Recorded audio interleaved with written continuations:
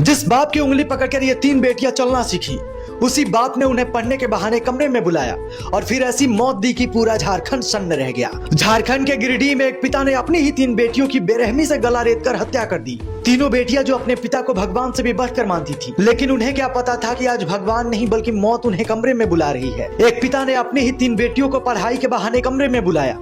बेटियां भी बिना डर के चली गईं, क्योंकि सामने कोई और नहीं बल्कि उनके अपने पिता थे। लेकिन उस बंद कमरे में जो हुआ उसने पूरे देश को हिला दिया। 16 साल की पल्लवी और 6 साल की जुड़वा बहनें रिद्धि और सिद्धि, तीनों मासूम बेटियां हमेशा के लिए इस दुनिया को छोड़ गईं। घर के बाहर माँ थी, छोटा भाई था, लेकिन किसी को अंदाजा नहीं था कि कमरे के अंदर एक पिता अपनी ही बेटियों की गला रेतकर हत्या कर रहा है। सबसे दर्दनाक बात यह है कि आखिरी पल तक उन बच्चियों को भरोसा होगा कि उनके अपने पिता उनको नुकसान नहीं पहुंचाएंगे, लेकिन जिस हाथ को पकड़कर उन्होंने चलना सीखा था, उसी हाथ ने उनकी जिंदगी छीन ली। सोचिए उस माँ का क्या हाल होगा जिसने एक साथ अपने तीनों बेटियों को खो दिया।